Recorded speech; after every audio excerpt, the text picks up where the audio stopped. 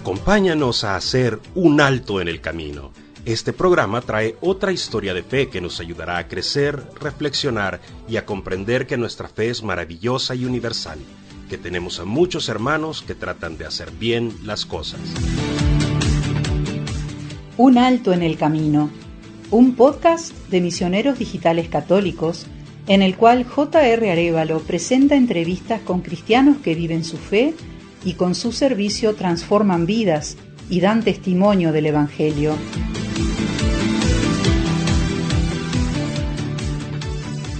Bienvenidos a un nuevo programa de Un Alto en el Camino. Soy J.R. Arévalo y en esta ocasión tengo el honor de tener como entrevistado a Su Excelencia Monseñor Santiago Olivera, quien es obispo castrense de la República de Argentina.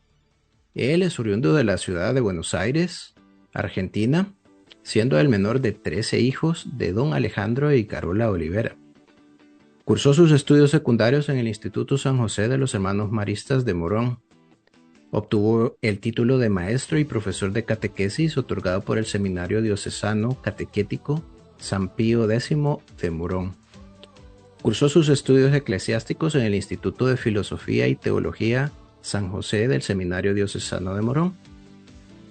Monseñor Laguna lo ordenó sacerdote el 18 de septiembre de 1984 y en el año 86 obtuvo el título de bachiller en Teología en la Facultad de Teología de la Universidad Católica de Argentina. Recientemente ha cursado estudios sobre espiritualidad en la Universidad Teresiana y Salesiana de la ciudad de Roma. Su extenso trabajo por la fe y en pro de la Iglesia lo ha llevado a ocupar un sinfín de cargos y funciones, entre las que resaltan delegado episcopal para las vocaciones sacerdotales y religiosas, director espiritual del Seminario Diocesano, cargo que ejerció por 18 años, delegado episcopal de liturgia, a solicitud del obispo de Morón, capellán en diversas comunidades religiosas, canciller del obispado de Morón, miembro del Colegio de Consultores y del Consejo de Asuntos Económicos del Obispado, párroco en la parroquia Madre de Dios de Vía Tesey por 11 años, provicario general del Obispado de Morón, director del Instituto de Formación Diaconal San Lorenzo, vicario general de la Diócesis de Morón y moderador de la Curia Diocesana, director y fundador del periódico diocesano de Morón Seguimos Caminando, delegado episcopal de la Causa de los Santos y miembro de la Comisión Episcopal de Ministerios, servicio que realizó hasta el año 2014. Entre sus actividades episcopales, fundó y acompañó también el periódico quincenal Noticias al Sol de la ciudad de Cruz del Eje, el cual fue editado por los miembros de la Asociación Civil Cura Brochero. Es miembro de la Fundación Pío XI para las Causas de Santidad, que tiene sede en Roma, presidente de la Comisión Episcopal de Comunicación Social del Episcopado Argentino, miembro de la Comisión Episcopal de Liturgia también. Monseñor fue elevado como obispo, fue nombrado por el Santo Padre el 24 de junio del año 2008 por nuestro querido Benedicto XVI. Lo nombró obispo de Cruz del Eje y recibió la ordenación episcopal de manos de Monseñor Laguna en la Iglesia Catedral de Morón el 18 de agosto del mismo año, asumiendo la diócesis el 7 de septiembre de ese mismo 2008. En el año 2017, y para ser precisos, el 28 de marzo del 2017, el Papa Francisco lo nombra obispo castrense de la República de Argentina, asumiendo ese ministerio el 30 de junio de 2017 en la Catedral Castrense Stella Maris de la ciudad de Buenos Aires. Además ha participado en varias causas, entre ellas resalta como vicepostulador de la causa de canonización del sacerdote español venerable Juan Colell. Desde el comienzo de su ministerio como obispo en Cruz del Eje fue coautor de la causa de beatificación del presbítero José Gabriel del Rosario Brochero, mejor conocido como el cura Brochero, muy querido allá en Argentina. En marzo del año 2013 fue nombrado vicepostulador de la causa de canonización de la sierva de Dios María Antonia Paz y Figueroa. Fue vicepostulador de la causa de Enrique Shaw entre los años 2018 y 2019 y es postulador de la causa en fase inicial de Fray Reginaldo Toro, obispo de Córdoba. Resalto en esta etapa particularmente este hecho hermoso que durante su servicio episcopal se realizó la beatificación del cura Brochero en vía Cura Brochero y contó con la presencia de el cardenal prefecto para la causa de los santos, su excelencia reverendísima Ángel Amato. Para terminar este prolífico trabajo de vida espiritual, tiene 10 libros que ha escrito. Comienza en septiembre de 2001 con el libro Navega Mar Adentro y otros libros que se incluyen y son de su autoría: Santa Faustina Kowalska, El Rostro de la Misericordia, Cura Brochero, Pastor con Olor a Oveja, Orando con el Cura Brochero. En el año 2016 publica Maestro, qué bien estamos aquí, que es un taller de oración. Orillando el Encuentro se publica en el año 2020. En el 2022, Palabras para el Camino. Y finaliza con Cura Brochero, Pastor con Olor a Oveja, Pastor con Olor a Dios, que es una edición ampliada.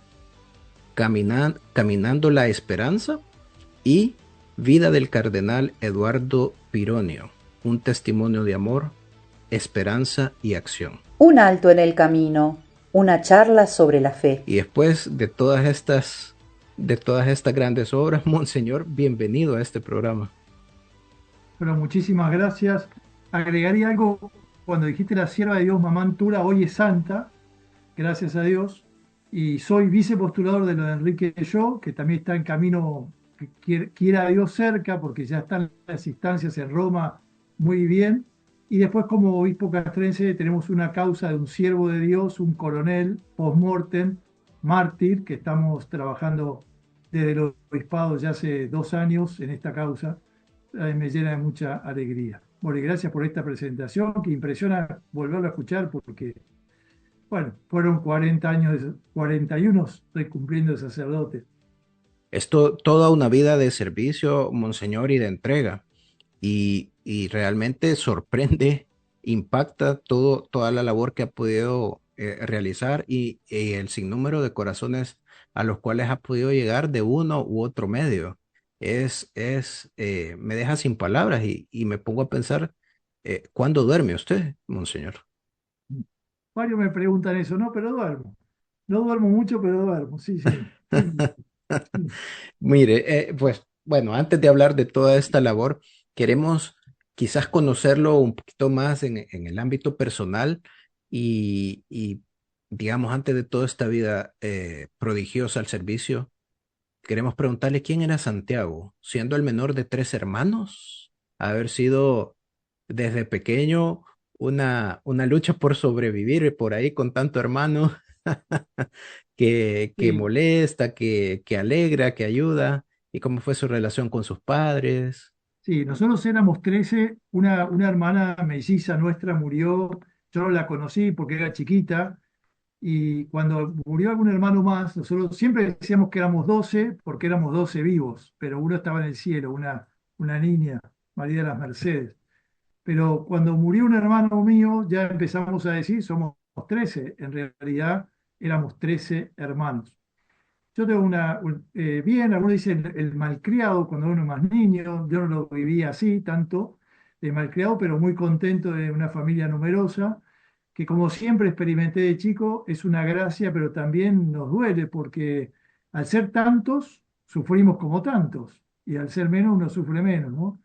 Yo tengo un caso particular, que eso no lo cuento mucho, pero que sin duda marcó mi vida, porque cuando yo tenía 13 años, mi madre murió con 49 años de leucemia, pero me dejó una gran enseñanza. Primero, una linda relación, una mujer de fe, una, para mí una madre ejemplar, pero un tiempo antes de morir nos llamó a mi hermana y a mí, que éramos los más pequeños, yo 13 años recién cumplido, o 12 por ahí, mi hermana un año más, todos éramos muy parejos, y mi madre nos dijo, para mí fue muy significativo y me marca y a veces me emociona pensarlo de nuevo, cuando ella estaba enferma, dijo que le había pedido a Dios que nosotros éramos chicos, que pueda vivir un poco más para que nosotros tengamos una madre. Pero que ahora, nos dijo, 12 y 13 años, ya éramos grandes, entre comillas, y que se ponía en las manos de Dios, que sepamos que estamos en las manos de Dios y que ya le había dicho al Señor que gracias por este tiempo. Y murió un 21 de marzo del 72. Yo tenía apenas 13 años recién cumplidos. Entonces, bueno, mi familia bien, mi padre bien, quedó a cargo de 12 hijos, viudo, pero tenía hermanas mayores que un poco hacían de madre y bueno, una vida, yo siempre tuve una vida de fe, gracias a Dios, por gracia de Dios. Eh, trabajamos en un movimiento, como bien ha dicho, en un colegio marista, me formé, allí los quiero mucho a los hermanos y lo vocacional siempre estaba como horizonte. Así que, bueno, viví con ese dolor que nunca te lo quitará y son esas heridas que te acompañan durante toda tu vida, pero prevalece la fe y ese testimonio de mi madre que la verdad que nos marcó, ¿no? Cuando con mi hermana y yo lo recordamos, ha sido admirable, doloroso en su momento, casi incomprensible, pero cuando uno va creciendo, y más en el caso mío, que fui, bueno, haciendo un camino de consagración, estoy orgulloso y feliz de haber tenido poco tiempo, en mi caso, una madre, pero que ha sido para mí muy santa, ¿no? Y después fui como golpeado porque un mes antes de ordenarme de diácono, mi padre muere. eh, Así que octubre del 83, yo me ordenaba en noviembre. Así que fui probado. Y después varios hermanos por accidente o por del corazón o por algún cáncer han muerto. Así que hoy quedamos 5 hermanos de todos esos. Pero el tema de la vida y de la muerte siempre fue, de cómo fue Santiago, bueno, en esa experiencia de transitar la fe y a veces no cuestionarle a Dios, porque la verdad que nunca me enojé contra Dios. Sé que estamos en sus manos, pero eso no quita que son como situaciones, hitos o mojones dolorosos de la historia, pero que siempre sé que el Señor está y a mí quizá me marcó mucho en pensar que todo pasa, solo Dios es eterno, ¿no? Solo Dios está para siempre. Y eso lo fui como madurando y pues lo vocacional, podemos hablar después, pero humanamente crecí en una linda familia con muchísimos sobrinos, bueno, mis hermanos y mis cuñados, y bueno, así crecí, parientes, primos, tíos, pero no deja de tener esa etapa casi de mi niñez con cierto dolor. Quiero retomar eso porque, Monseñor, sus palabras me calan muy profundo. Y yo tuve una experiencia el año pasado, en junio del 2024, donde después de estar ya aproximadamente un año con problemas cardíacos, en una vacación me da un síncope mientras yo estaba nadando en una piscina y me desmayo, eh, y bueno, empiezo a ahogarme, ¿no? Por gracia de Dios, y ese es un milagro que el Señor me hizo, porque a estas alturas no puedo explicarlo, pero me desperté del desmayo abajo del agua y recapacitando, tratando de orientarme y recordando lo que pasaba, me doy cuenta que me estoy ahogando y que me estoy muriendo. No sé cómo logré salir de esa piscina. Sé que Dios me ayudó, sé que habrá enviado a sus ángeles a sacarme. Salgo respirando y por mi cuenta de la piscina, pero tuve un ahogamiento secundario y empiezo a entrar y salir de conciencia. Me llevan en ambulancia a urgencias y en urgencias tengo un paro cardíaco que me dura aproximadamente 1 minuto y medio, el paro cardíaco. Pero, y tuve una experiencia cercana a la muerte, yo lo voy a contar muy resumidamente porque esta conversatorio es acerca de usted y no de eso, pero sí quiero hacer un enlace ahí, ¿no? Tengo una experiencia cercana a la muerte donde siento una paz profunda, una paz como la paz que Jesús nos deja en el Evangelio, ¿no? Y como la paz que nos damos en las misas, como debería ser esa paz. En ningún momento veo a Dios, pero yo me encuentro flotando en un espacio negro, eh, y sé que no estoy solo. No veo a nadie, pero sé que no estoy solo. Y hay una voz que me dice, todo va a estar bien. Me muestra a mi familia, Monseñor, me muestra a mi esposa, a mi hijo, a mi madre, a mis hermanos, llorando, llorando porque yo había muerto. Me los muestra en duelo y la voz me dice, todo va a estar bien, todo va a estar bien. Y yo creo en esa voz. En ese momento, lo mejor que yo lo puedo describir es fue la consecución de la esperanza para mí en ese momento. Lo que nosotros como católicos esperamos un día estar cerca de Dios, acercarnos a Él, yo lo viví en ese momento. Para mí se cumplió plenamente. Entonces, cuando yo acepto esa realidad de que todo va a estar bien, eh, siento que empiezo a viajar a una velocidad increíble y que se abre dentro de la oscuridad donde estaba una luz, la luz al final del túnel. Y empiezo a viajar en dirección a esa luz. Pero llega un momento muy específico donde yo me doy cuenta que estoy trascendiendo, que estoy muriendo. Y le digo, todavía no, Señor, por mi hijo. Yo tengo un chiquito en ese entonces, 7 años. Y en el momento que yo terminé de hablar, cuando yo dije por mi hijo, inmediatamente paro de golpe, eh, y siento que soy jalado o subido nuevamente y abro los ojos. En ese mismo momento, en la sala de urgencias, y me encuentro unos ojitos azulitos de la doctora que me estaba dando resucitación. Ese es el hecho de haber vuelto a la vida porque Dios escuchó mi oración es uno de los muchos testimonios que tengo, el último de los muchos testimonios de las grandezas que Dios ha hecho en mi vida. Pero quiero preguntarle, porque me impactó las palabras de su madre. Para mí, siendo papá de un chiquillo, ahora de 8 años, me resulta extremadamente difícil aceptar que la voluntad de Dios puede ser que yo me vaya pronto.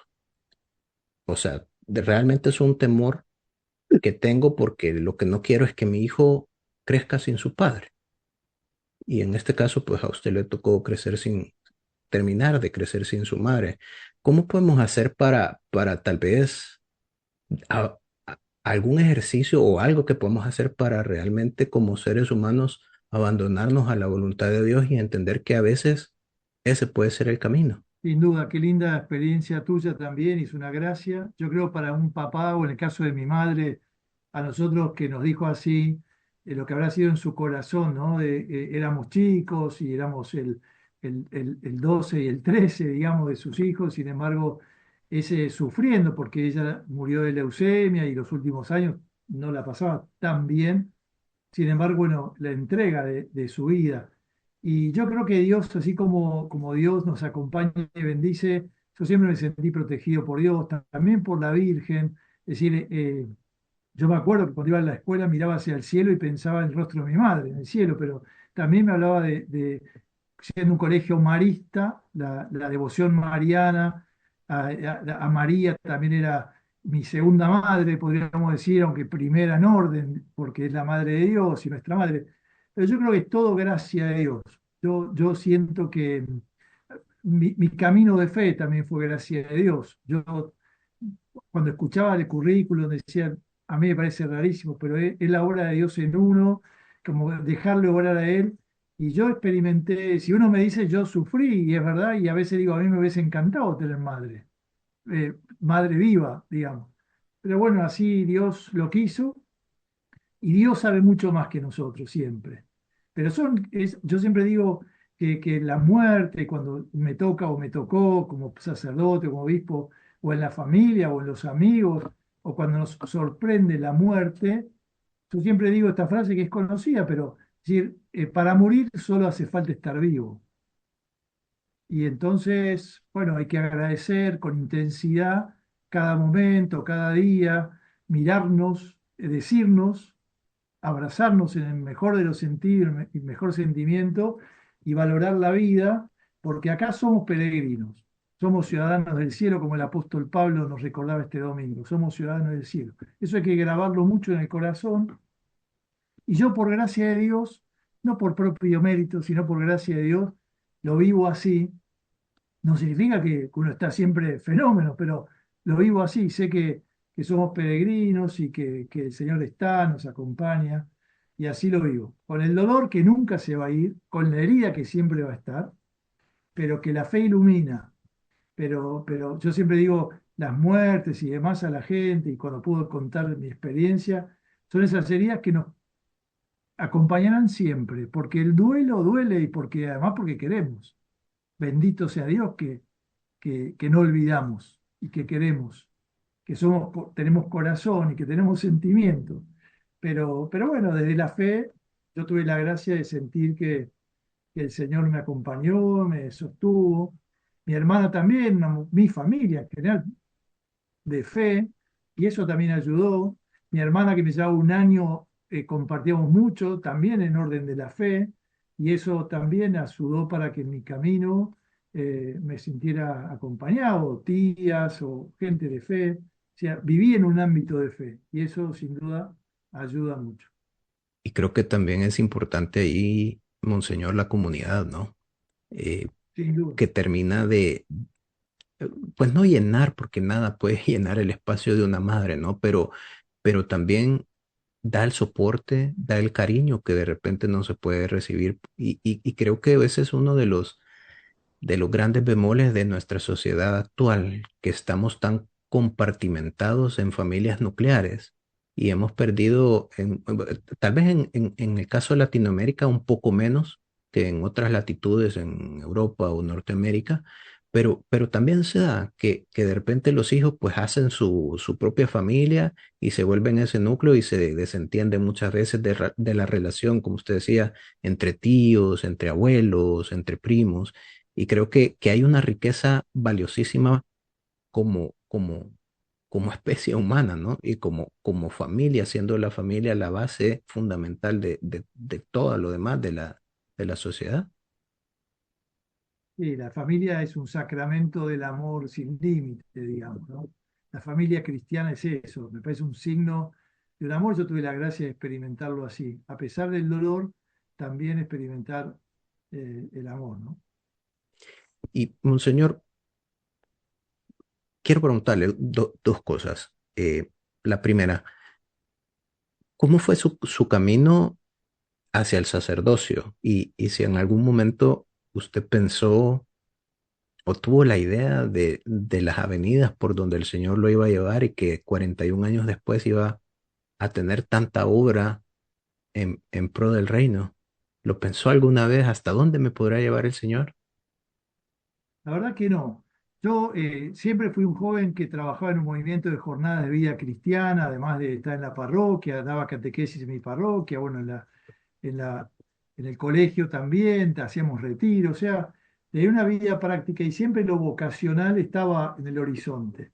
Yo tengo siempre cuento un pre en lo vocacional, porque yo tenía un sacerdote capellán jesuita en mi colegio, que era el confesor y el que nos hablaba y compartía. Y me acuerdo que en quinto año él habló de la vocación en general, ¿no? A todos nos habló en un curso de la vocación. Y nunca olvidé que él dijo que la vocación es también la vocación sacerdotal y matrimonial, que son sacramentos sociales para el servicio.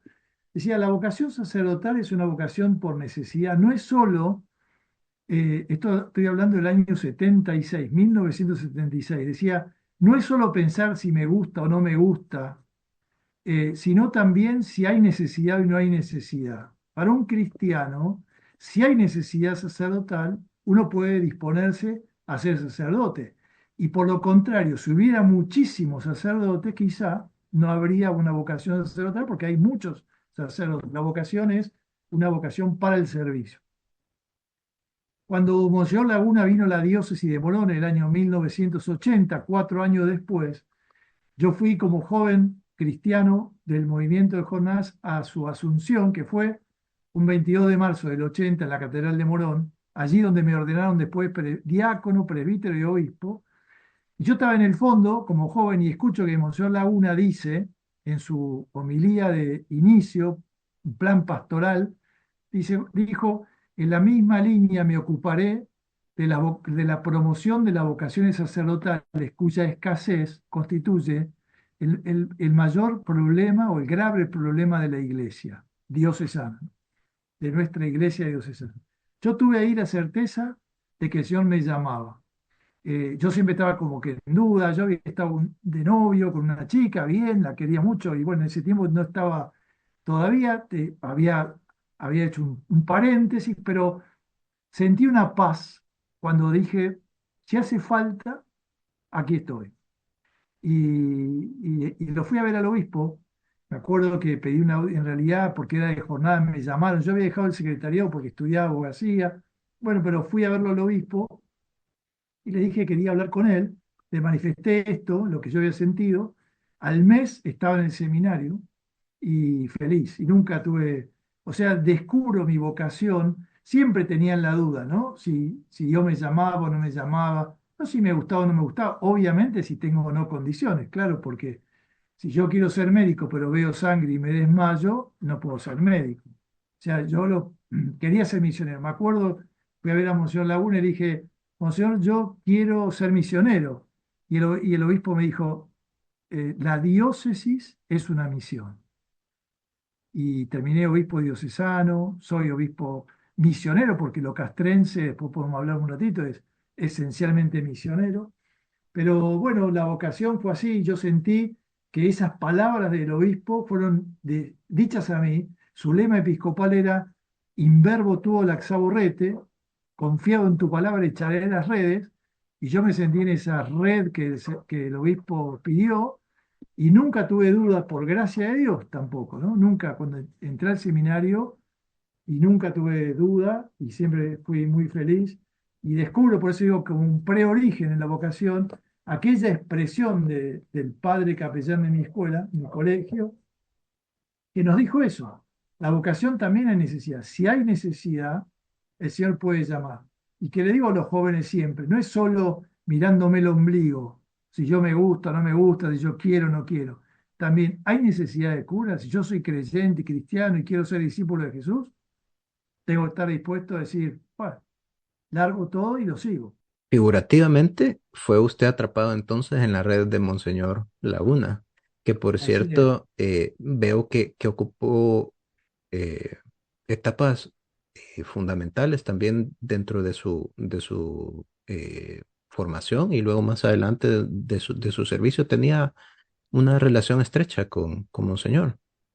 Y sí, por gracia de Dios, una vez ordenado sacerdote, viví con Monseñor y dos sacerdotes más, éramos una comunidad sacerdotal con el obispo, y lo acompañé 20 años, desde el año 1985 hasta el 2005 que se jubiló, que se retiró.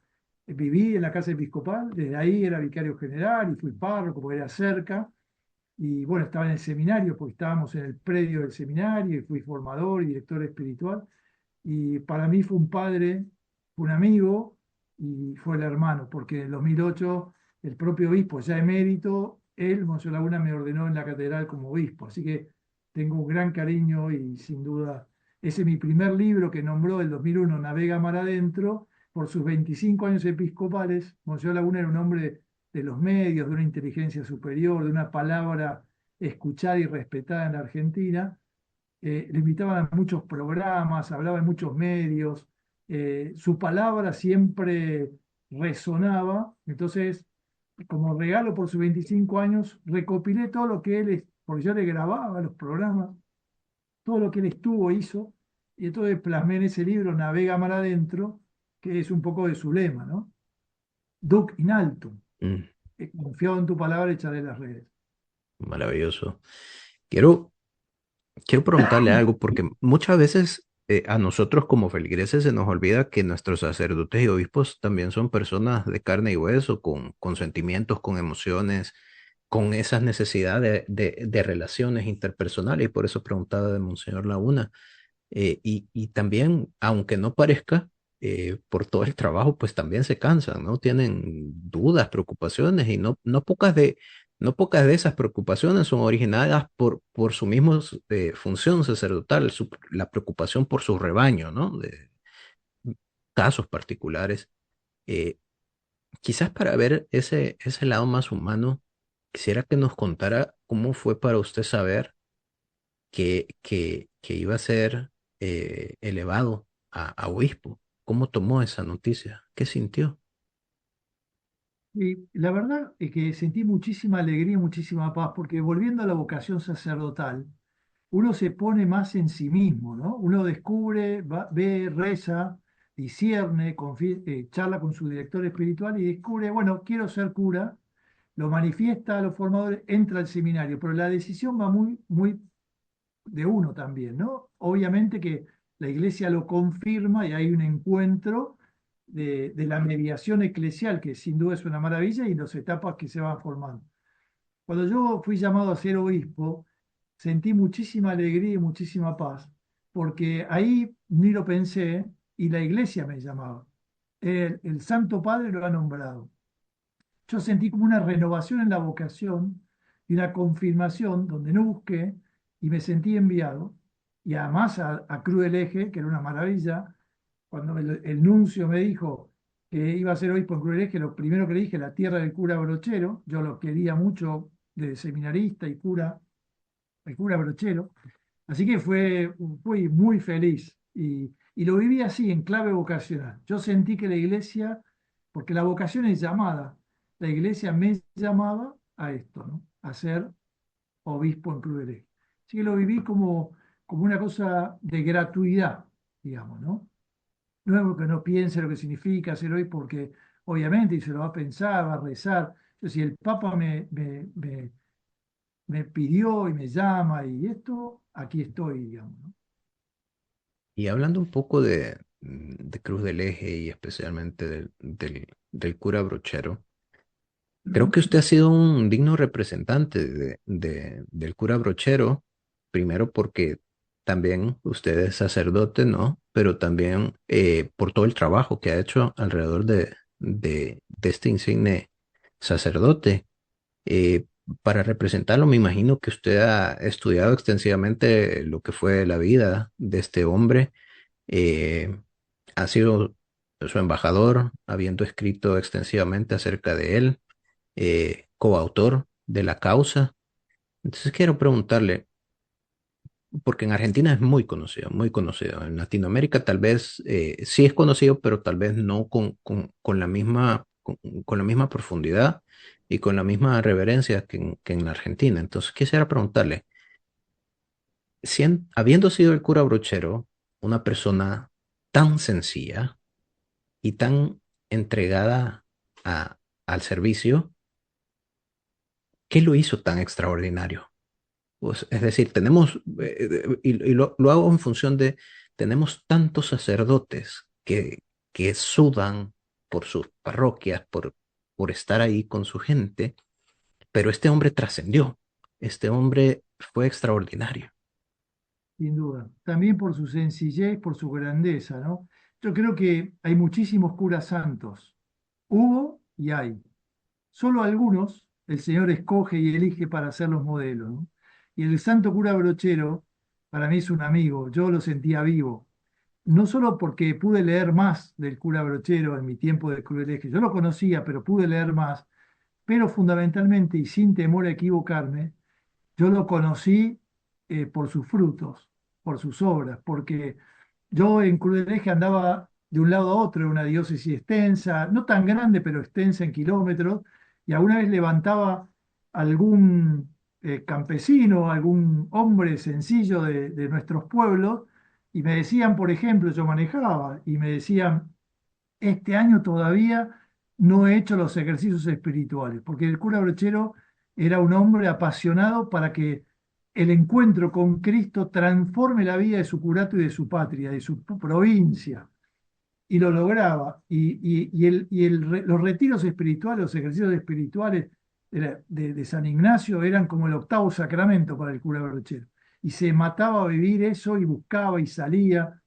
Y entonces yo veía en la gente que se confesaba, veía en la gente que hablaba mi abuelo, mi bisabuelo, lo conoció el cura, pasó por aquí, era un pastor que hoy, el cura Brochero murió en el año 1914, nació en 1840.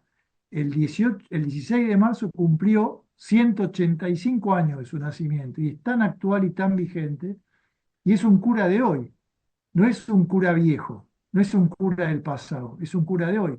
Un cura que hablaba del encuentro con Cristo que transforma a las personas, que el Evangelio es también signo de progreso, de dignidad, de una vida más mejor, de una vida más digna, que salía, el cura salidor, no el que esperaba que vengan, sino el que salía al encuentro, era un misionero, era un pastor con olor a oveja, digo, no se olvida de dónde venía. Yo después agrego el olor a Dios, porque el pueblo brocheriano enseguida captó que allí había un hombre de Dios, un hombre santo, por eso la fama de santidad. El Papa Francisco había dicho, pastor con olor de oveja debían ser los curas. Yo le pongo al cura Brochero porque dije, si hay alguien que es pastor con olor de oveja es Brochero. El Papa lo decía de todos los curas. Después obviamente se instaló eso. Y con olor a Dios porque es evidente que la fama, ¿no? ¿Y por qué el cura Brochero, habiendo otros tantos, sin duda que me consta, porque hay vidas ejemplares, solo Dios quiere que algunos sean como faro, referente, como ejemplo?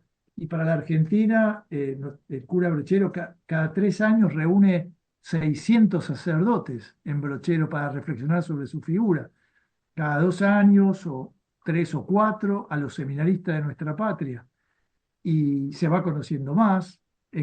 Uno piensa en Tanzania, porque hay un cura argentino allí, la figura de Brochero va creciendo, en Colombia fue creciendo, va creciendo su figura, es el cura de Ars de América Latina. Eso mismo Y pensé, primero, monseñor, se me vino a la mente, este hombre es el santo cura de Ars de sin duda, América. sin duda. Es una Y vida podemos decir con todo incansable. respeto, yo lo quiero mucho al cura de Ars, el cura de Ars lo referimos más al confesionario y la transformación, pero este hombre sale, ¿no? Pero es el cura que transforma su curato, su gente, su historia, descubriendo algo tan importante que para nosotros hoy es clave, ¿no? El encuentro con Jesús a todos nos transforma. Si no me transforma es que no me encontré totalmente. Yo debo, o por lo menos ese deseo, ese avivar, y Brochero lo tenía claro. Acá está todo por hacer, dijo Brochero al llegar a su curato. Había mucho malandra, ¿no? Mucho Mm. bandido, mucho perdido.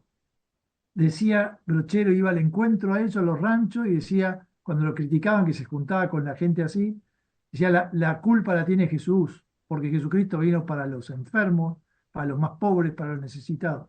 Es un pastor ejemplar, pero para el 2025, y él murió en 1914. Esa es la grandeza de los santos, pero por su sencillez, por su pequeñez, por su encarnación, él se hizo serrano, se hizo parte, se encarnó. Lo que hizo Dios, que se encarnó en Jesús, él se encarnó en su tierra y en su gente.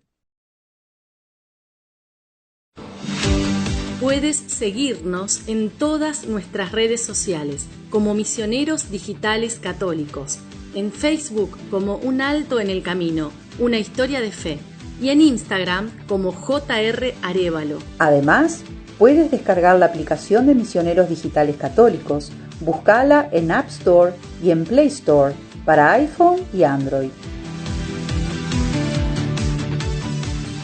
Puedes escuchar todos nuestros programas de Un Alto en el Camino en Spotify, YouTube, Apple Podcast, Google Podcast, Anchor FM, Pocket Cast y Radio Public. Búscanos como Un Alto en el Camino. En la página web de Misioneros Digitales Católicos podrás encontrar las reflexiones del Evangelio del Padre Luis. Suscríbete a nuestro canal de YouTube, en donde encontrarás nuestros podcasts, las reflexiones del Evangelio y misas del Padre Luis, MDC Kids y muchos recursos para crecer en la fe. Seguimos conversando con Monseñor Santiago Olivera y hablamos acerca del cura Brochero y de este incansable trabajo, ¿no? Pero sin duda, usted es un pastor incansable también, ¿no? Hace poco, febrero 2025, estuvo con ocasión del jubileo, del año jubilar, estuvo en Roma apoyando a una comitiva de los cuerpos de seguridad de la Argentina, ¿no? Que también hacen su peregrinación jubilar. Y también peregrinó en ese mismo viaje, si no me equivoco, a Lourdes, como le digamos, dependiendo. Eh, Quiero preguntarle, Monseñor, ¿qué tienen de especial las peregrinaciones que nos llaman?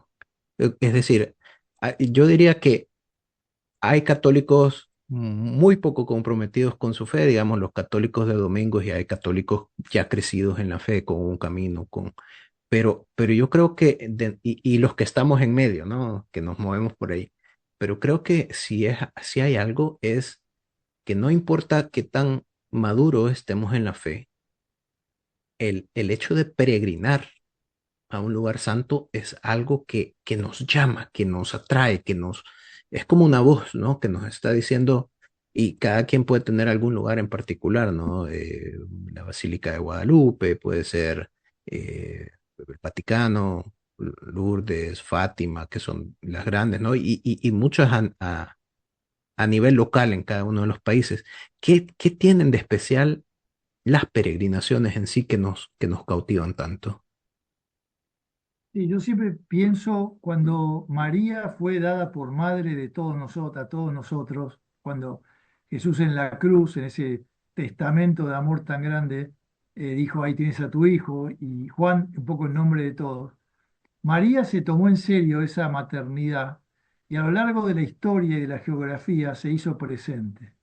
Entonces María en Lourdes, en Luján aquí en la Argentina, en Fátima, en Pilar de Zaragoza, en distintos momentos de la historia, hay algo ahí que nos trasciende. A mí siempre me gusta pensar o los lugares santos y más, eh, ver la santidad, lo que se respira, ¿no?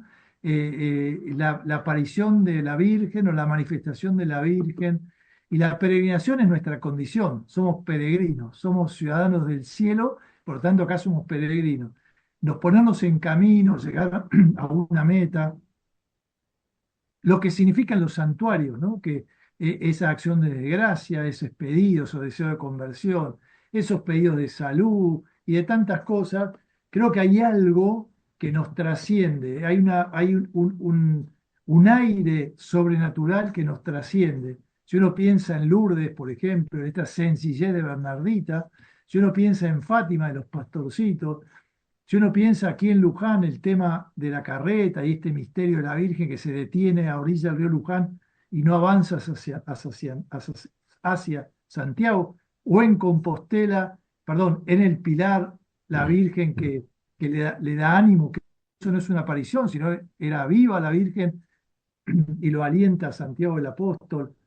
La verdad que yo creo que son maravillosos. Nosotros, la Iglesia Católica tiene estos lugares que son semilla de santidad porque nos hablan de algo muy santo, muy sagrado que pasó y nos invita y nos renueva y volvemos consolados y volvemos animados y vamos esperanzados. Yo creo que los santuarios son esos lugares, y ni hablar de Guadalupe en México, son esos santuarios que hablan de la presencia de la Virgen y en el tiempo la hacemos cercana, rostro morena, rostro como nosotros, parte de nuestra historia. Es la madre que en nuestras geografías y en nuestros tiempos y en nuestra historia nos dice, yo soy tu madre. ¿Por qué te preocupas? Como dice a Juan Diego. ¿Acaso no soy tu madre? Cada santuario nos dice eso. Sí, y realmente el amor de madre, ¿no? Quizás, ¿será que queda esa gracia sobrenatural que en estos lugares se percibe? El amor, o sea, realmente se percibe la paz, se percibe La gracia que sobreabunda en esos lugares, ¿será que hay algo, qué sé yo, místico que permea en esos lugares, monseñor? No me cabe duda. Sí, sí, yo creo. Es verdad que a veces está la conexión espiritual de cada uno, pero no me cabe duda que hay muy de Dios, mucho de Dios y de la Virgen que está presente y hay algo que no podemos explicar, pero que nos envuelve. Yo estuve en Loreto también en esta peregrinación con los peregrinos que éramos 33 y todos los lugares marianos nos hablaba de la presencia de la Virgen, ¿no? Y nos disponía al sí renovado, porque la Virgen es el sí a todo lo que le significó su vida, porque vaya que la Virgen la pasó también, ¿eh? Porque muy lindo todo de la Virgen, pero habrá sido difícil, ¿no? Cambiar los planes, decir que sí, vivir lo que habrá vivido, sufrir lo que ha sufrido, ver a su propio hijo, el Hijo de Dios, morir en la cruz. Yo creo que lo maravilloso es que María nos recuerda esto que le dijo en Canal los servidores, siempre, su imagen y presencia, hagan lo que Él les diga, ¿no? Hagan lo que Jesús les diga. Y esto es lo maravilloso. Y los santuarios marianos, yo tengo la certeza que hay presencia de la Madre. En todos los santuarios que pude visitar, experimento ese aire, ese espíritu de la presencia de la Virgen. Y en línea con ese tema, quiero preguntarle, la Virgen nos dice, ¿no? Hagan lo que Él les diga. Eh, si usted pudiera sintetizar todo lo que Jesús nos dijo, o más bien, la pregunta sería, en sus palabras, monseñor, ¿qué nos dijo Jesús? Es decir, Yo ella creo nos que, dice, hagan lo que Él les diga. ¿Qué nos dice Jesús? y fundamentalmente que debemos amarnos por como nos amó Él. Lo que nos dice es vivir el mandato del amor, que es la síntesis de la ley. Amar a Dios en primer lugar y amar al prójimo como signo de nuestro amor a Dios y nuestro amor a nosotros mismos. Hagan lo que Él les diga, me parece que la clave es amen como Él.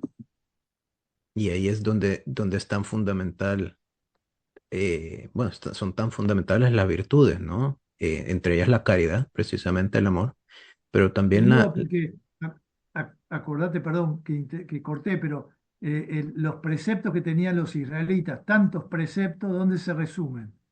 El amar a Dios sobre todas las cosas y al prójimo como uno mismo, ¿no? La clave de Jesús, lo que Él nos dice es que nos amemos, pero que nos amemos al modo de Dios, ¿no? Como yo los he amado. Es un amor que sin límite, ¿no? Un amor hasta el extremo, como me gusta decir a mí siempre, que es mi lema episcopal, ¿no? El amor como refleja un amor que no tiene límite, ¿no? Y hablando de su lema, porque precisamente es este, ¿no? Es este pasaje de Juan 13:1, es los amó hasta el extremo. Ese es su lema. ¿Por qué lo escogió? Sí, yo siempre, cuando me hicieron obispo, me acuerdo que todavía no había estado ordenado, pero cuando fui rezando, yo prestaba más atención cuando pedimos en la misa, recuerda, por nuestro Papa Francisco y nuestro obispo tal, ¿no? Nuestro obispo, ahí sentí, de verdad, con mucha fuerza, que si es nuestro obispo, yo no soy mío, que cuando soy obispo ya dejo de ser para mí. Yo soy de ustedes, soy de mi pueblo, ¿no? Y Jesús también. Y nos amó Jesús hasta el extremo. Yo rezando, me acuerdo muy bien, en la capilla de mi casa, y como Monseñor Laguna, ya él estaba retirado, pero en la capilla donde vivimos, leyendo Juan, sentí que ese era mi lema episcopal, los amó hasta el extremo. Porque, primero, porque sentí que el Señor me amó a mí hasta el extremo. Y también porque yo quiero amar como Jesús hasta el extremo. Ese fue mi deseo, que siempre estaré en deuda y que nunca lo puedo cumplir totalmente, pero es mi deseo. Es como mi marca, mi mojón, digamos, yo quiero eso. Pero porque Jesús me amó hasta el extremo y pues yo quiero amar como Él hasta el extremo. Pero eso fue lo que el Señor esa palabra me pegó hondo y bueno, fue mi lema. Sí, no, y necesitamos obreros en la mies como usted, monseñor, como usted, incansables, dedicados, y realmente pues está esa oración, ¿no? Que le hacemos a Dios pidiendo más sacerdotes según su corazón. Y así como la iglesia necesita sacerdotes, creo que también la iglesia necesita algo de nosotros, los peregrinos en este mundo, ¿no? La iglesia militante. Eh, ¿Qué cree usted que necesita la iglesia hoy en día de todos nosotros, iglesia militante? Me parece fundamental. Ustedes son la gran mayoría. Nosotros estamos al servicio de ustedes, digamos, del pueblo de Dios. Y lo que creo es que me parece como una mayor llamada a vivir la coherencia de la vida. Si el encuentro con Cristo que transforma mi corazón, una sociedad, como decía ya Pablo VI, San Pablo VI, ¿no? No habrá un mundo mejor si no hay hombres mejores. O sea, la transformación de nuestra sociedad, de nuestra familia, de nuestras comunidades, de nuestra política, sin lugar a duda está en la transformación de nuestro corazón. Yo creo que necesitamos la coherencia de la vida, plasmar el Evangelio en todos los ámbitos de la vida, y lo que esperamos es eso, la unidad de vida, ¿no? Y que si Jesús me transformó, yo pueda transformar. Si Jesús me sanó, yo pueda sanar. ¿Puede, podemos nosotros, digamos, y pienso, me pongo como ejemplo como laico, ¿no? Tengo mi trabajo, tengo mi familia y pongo este granito de arena de un alto en el camino como servicio al Señor en agradecimiento de todo lo que ha hecho en mi vida y que tampoco le voy a poder pagar todo el bien que me ha hecho. Pero, ¿cómo? A ver si puedo expresar esto. ¿Cómo podemos hacer los que tenemos un día a día ordinario, entre comillas, para, para seguir viviendo según Jesús nos lo indica, según la iglesia nos lo indica? ¿Cuáles son esos tal vez consejos prácticos que tendríamos que tendrían que ser el mínimo necesario para continuar creciendo en la fe?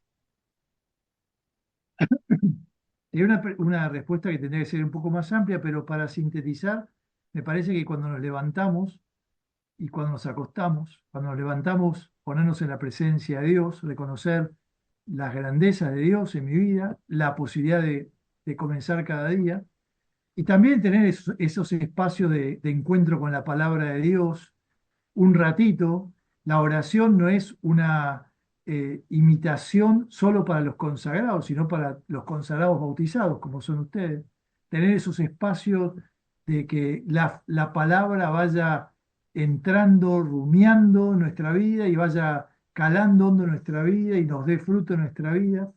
Pero es verdad que uno trabaja, tiene circunstancias. Yo digo, bueno, una buena, persignarme bien, ponerme en su presencia bien.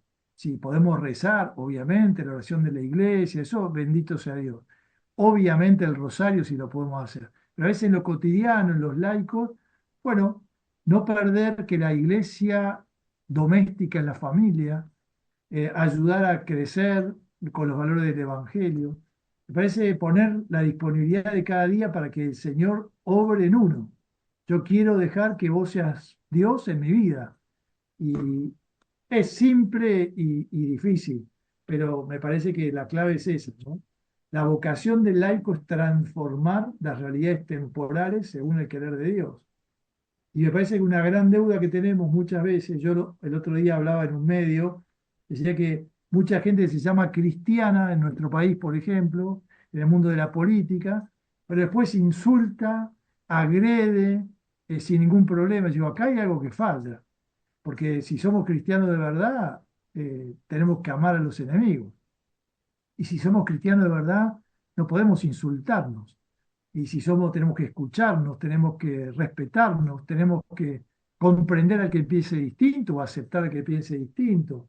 Es todo un camino. Me parece que la unidad de la vida es el gran llamado. Y el mundo laico tiene una tarea muy difícil, porque es transformar las realidades siendo ciudadanos del cielo, pero también con los pies en la tierra, viviendo las realidades temporales de cada día, en su propia realidad y vocación, ¿no? Como decía un santo en una carta, ahora no me sale el nombre, que hablaba del obispo como el obispo, el obrero como el obrero, es San Francisco de Sales, hablando la propia vocación, el padre de familia como padre de familia, en las distintas realidades, pero la clave es la unidad con Jesús, rumiar la palabra, dedicar algún tiempito a la oración. Obviamente, si uno puede participar en la Eucaristía, etcétera, todo lo que son medios que nos ayudan a ser mejores. Quiero cambiar un poco de tema y aprovechar esta situación que usted es obispo castrense de la Argentina. Y, y, y quiero hacerle una pregunta porque de repente puede parecer un poco contradictorio que haya un obispo en medio de las Fuerzas Armadas, por ejemplo. Los soldados por la finalidad que persiguen, que digamos poniéndolo en una forma loable, es la defensa de la patria y la consecución de la paz. Pero básicamente los soldados se dedican a prepararse para la guerra o se dedican a hacer la guerra. ¿Cómo podemos entonces conciliar el tema de la religión, un obispo dentro de una organización, eh, dentro de una organización como lo es las Fuerzas Armadas? Excelente la pregunta. Yo te voy a contestar de esta manera. Yo cuando me hicieron obispo castrense, me acuerdo que le dije a un obispo amigo mío, un santo varón, un obispo ya emérito, pero le dije, yo si entramos en guerra algún día, yo renuncio porque no estoy a favor de la guerra. Yo trabajo por la paz. Y el obispo me dijo sabiamente, si entramos en guerra, vos tenés que estar ahí, confesando, asistiendo, celebrando la misa, fortaleciéndolos en la fe. Y descubrí mi vocación, digo, mi vocación castrense. A veces lo que has hecho como introducción es el común de la gente. Son para la guerra, pero nosotros estamos para preservar la paz, porque la presencia de las Fuerzas Armadas son para preservar la paz. La guerra no la quieren mis soldados, mis fieles tampoco quieren la guerra, ¿por qué? Pero la Iglesia, ¿por qué considera que hay que tener un obispado castrense? O porque somos 38 obispos castrenses en el mundo, pero hay en la peregrinación, en el jubileo de los militares en Roma, había 100 países representando a las Fuerzas Armadas y Federales o Fuerzas de Seguridad en sus países, porque hay otros modos de atender, como en México, como en Uruguay, y como en tantos otros países, la atención pastoral en Argentina desde siempre, desde España, en nuestra madre patria, venían capellanes asistiendo. ¿Y por qué la Iglesia considera que es importante? Primero por el modo peculiar de la vida, ¿no? La particularidad de la vida. También porque ponen en riesgo la vida. Ellos están dispuestos a entregar la vida por la patria y por Dios. Pero pongamos por la patria, están dispuestos a dar la vida. Pero también tienen la posibilidad, no lo queremos, y quiera Dios que nunca, porque en la guerra perdemos todos, y porque la guerra es terrible, y porque el Santo Padre además, como nunca, está predicando no a la guerra, pero también está la posibilidad de que uno mate un soldado, y entonces estar ahí como presencia, nos, somos adversarios, no somos enemigos, ¿no? Entre comillas, digamos. Es todo un desafío y nosotros, yo digo, tenemos que ser artesanos de la paz, pero también expertos de la paz y ayudar a eso. Y en lo que a mí me toca, en lo que a nosotros nos toca, es nunca querer ni aconsejar la guerra. Pero las fuerzas en nuestros países es para eso, espantar a los demás para que nos vengan a hacer guerra. Ser No ar- queremos la guerra. Sí, sí, definitivamente no queremos la guerra. Ser artesanos de la paz, lo dijo San Juan Pablo II a mi país en su primera visita, cuando estaba encrudeciendo la guerra civil del Salvador. Y me encantó, me puso la piel chinita, decimos, cuando lo oigo decir esas palabras, porque obviamente me identifico mucho con esas palabras. Ser artesanos de la paz no quiere decir que no debemos prepararnos para las situaciones difíciles, ¿no? Y parte de esa preparación, pues, es el hecho de tener a estos hombres que entregan su vida en servicio de los demás. Es otro tipo de servicio que muchas veces es mal entendido, creo yo, muchas veces y no solo mal entendido, sino que a veces es ignorado y mal agradecido, muchas veces, ¿no? Por toda la Totalmente labor. de acuerdo. Sí, sí. Nosotros estamos por cumplir en el año 2027 70 años, primero como vicariato, después con Juan Pablo II obispados, un obispado personal. Yo soy el obispo de cada hombre y mujer y sus familias, y del Ministerio de Defensa, y del Ministerio de Seguridad, del presidente de la República, porque es el comandante jefe de la fuerza. Sin lugar a dudas, nuestra misión, digamos que es obviamente personal, es para acompañarnos en esto que entregan la vida, que están dispuestos por amor a entregar la vida y nos cuidan. Yo decía, estamos celebrando los 70 años en el 27 y decimos, queremos cuidar a los que nos cuidan, queremos servir a los que nos sirven. Renovamos nuestra vocación de servicio para aquellos que son servidores públicos y para aquellos que nos defienden y nos cuidan, tanto las fuerzas federales de seguridad como las fuerzas armadas, y valorarlos. Acá en nuestro país, durante mucho tiempo, no se los valoró, sin embargo, es una gran vocación para nuestra patria, una gran reserva, y además yo llevo 8 años como obispo castrense y de las fuerzas federales, y descubro una gente extraordinaria, valores extraordinarios, valores de la familia y todo. Obviamente hay pecado original en todos lados, pero hay mucha gente muy valiosa, muy buena, y mucha gente que, bueno, que se prepara para cuidarnos y servirnos. Y esto es admirable. Francamente, sí, es muy admirable y también la labor que usted hace acompañando a todas estas personas que también obviamente tienen sus necesidades, tienen sus dificultades y que deben muchas veces ponerlas en un segundo plano por el servicio que prestan, ¿no? Entonces creo que ahí es donde se vuelve incluso más relevante tener a un pastor cercano como lo es usted. Vamos a ir. Acompañar a las familias, porque a veces el marido, bueno, hoy hay mujeres también en el mundo militar, todo el problema familiar, los traslados, los desarraigos, las situaciones que hace el mundo militar, más que nunca requiere también esa presencia artesanal, personal, con cada hombre y mujer, ¿no? Ojalá que podamos cumplirlo. Los capellanes, nosotros tenemos cerca de 200 capellanes a lo largo y ancho del país, pero también acompañando en Chipre, acompañando en la Fragata Libertad, en el Rompehielo Iriza, que es para la Antártida.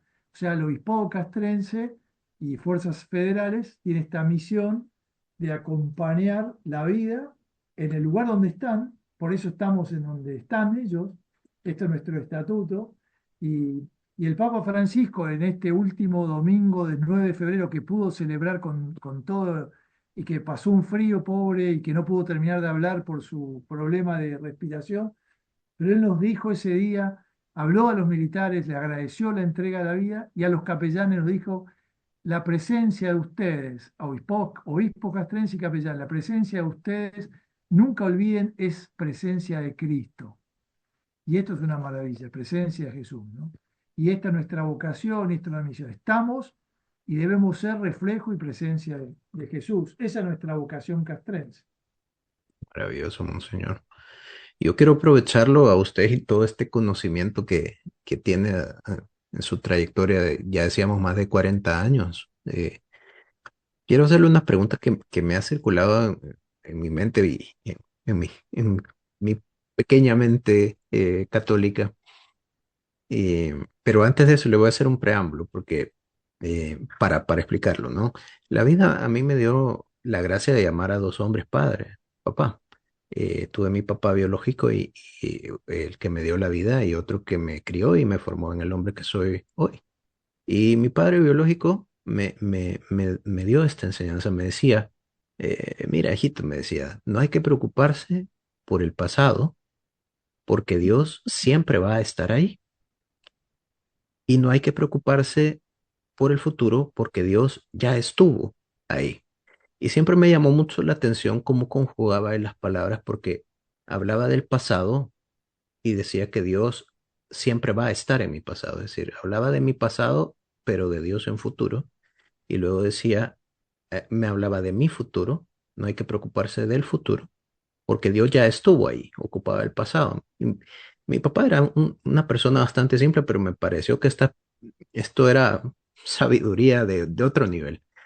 Entonces ahí es donde vengo yo a rumiar estas ideas acerca de la inmanencia de Dios en la creación, no solo en el mundo, sino en todo lo creado.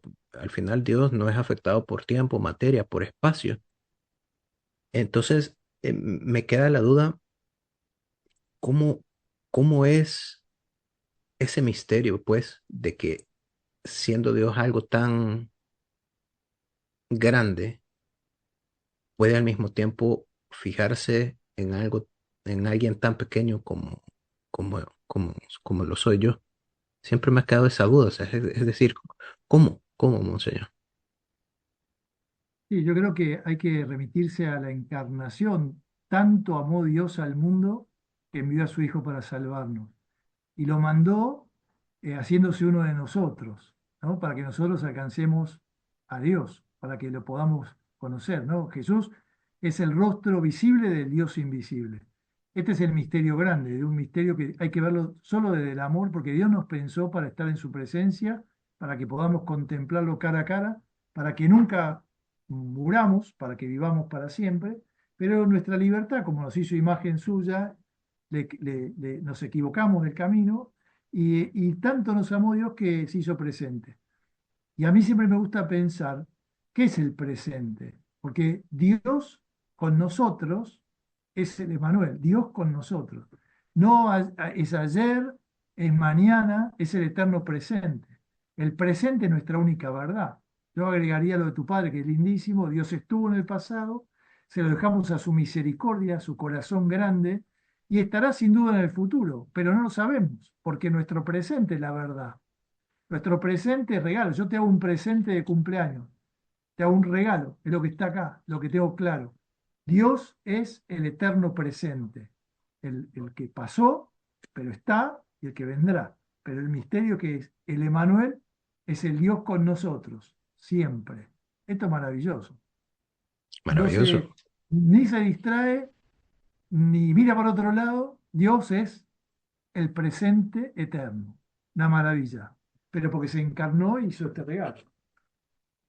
Y es maravilloso y creo que es un aliciente y un motivo para continuar con la fe, el saber, el tener la certeza de que a pesar de su grandeza, tiene sus ojos puestos en mí siempre y me ama con amor incondicional siempre.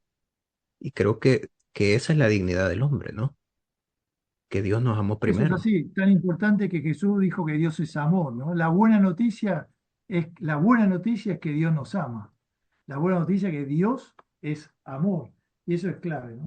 Y el Papa Francisco le insiste mucho, ¿no? Dios me amó a mí, ¿no? Dios te amó a vos. Dios, no es decir, Dios nos ama a todos, perfecto, no, pero te ama a vos.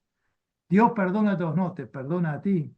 Es decir, esta personalización de la relación con Dios, que no es egoísta, sino que engrandece, de sentir que aún por mí o por ti, solamente Dios hubiera mandado a su Hijo para salvarnos.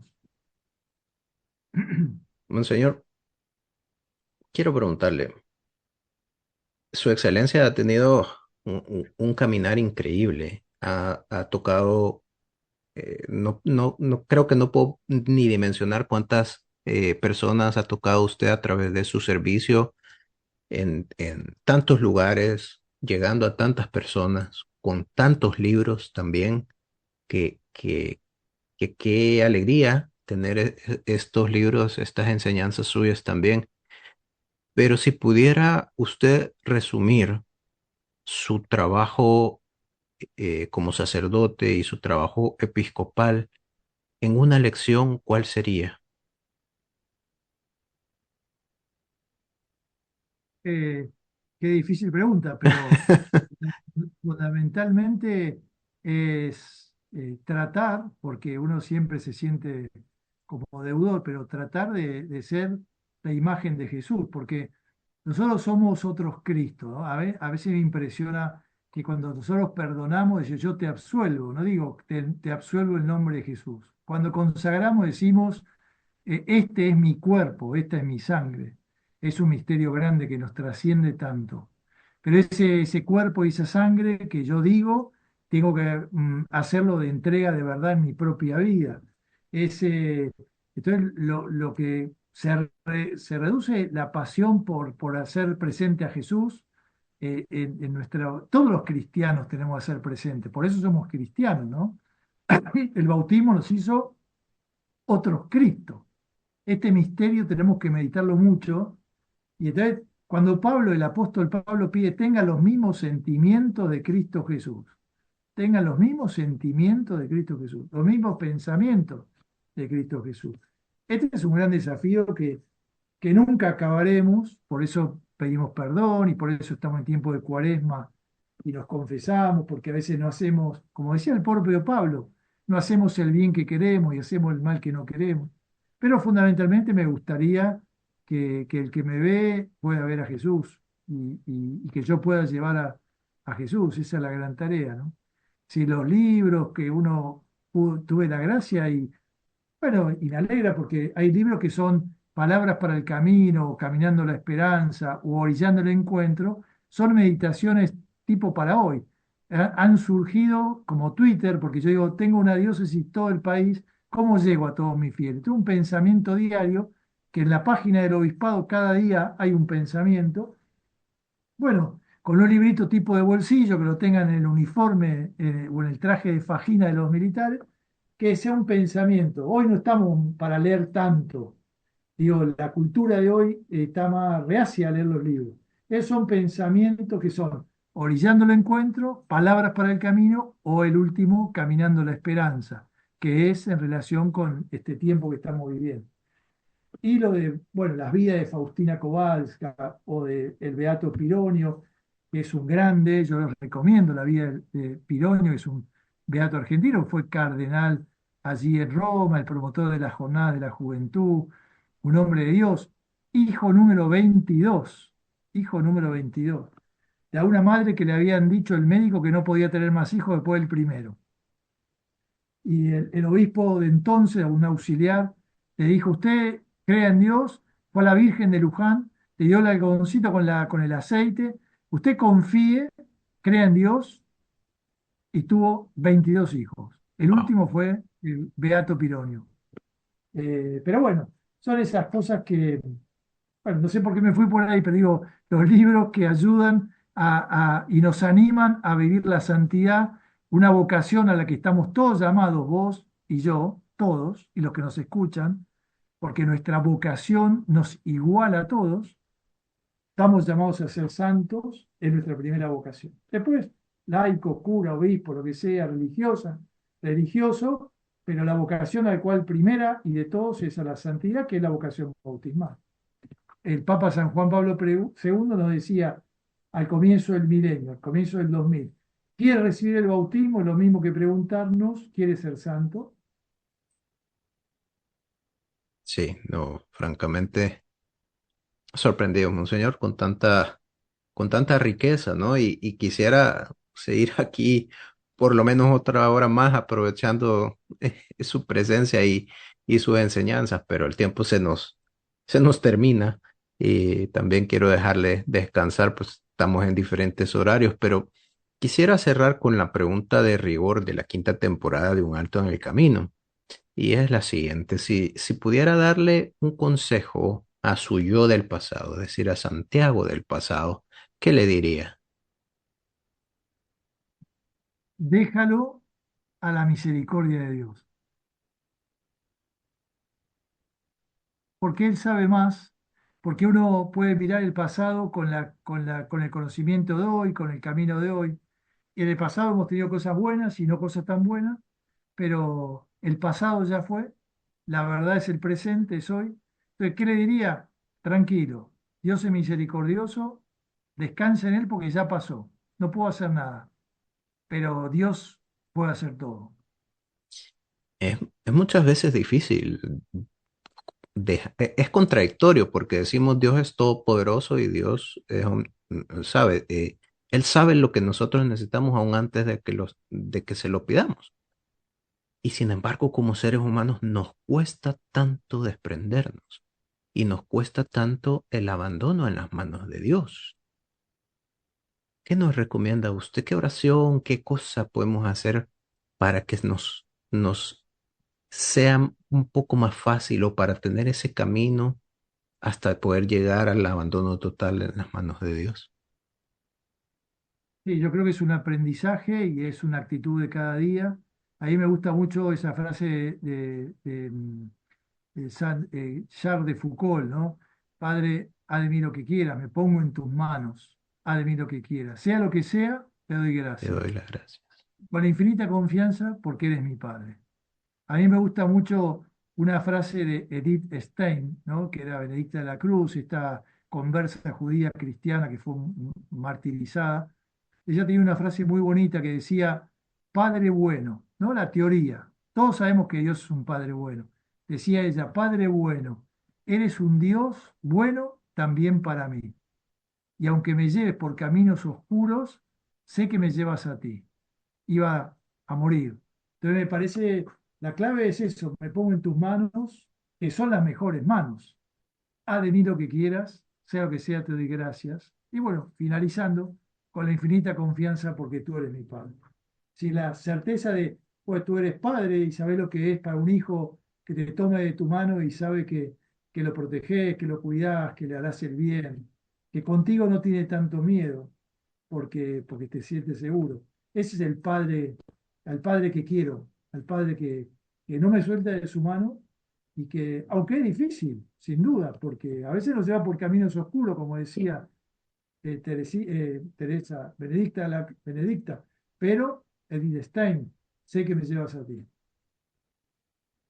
Muchas gracias, Monseñor. De verdad le agradezco eternamente por este tiempo que nos ha dado. Ha sido maravilloso, una riqueza espiritual enorme.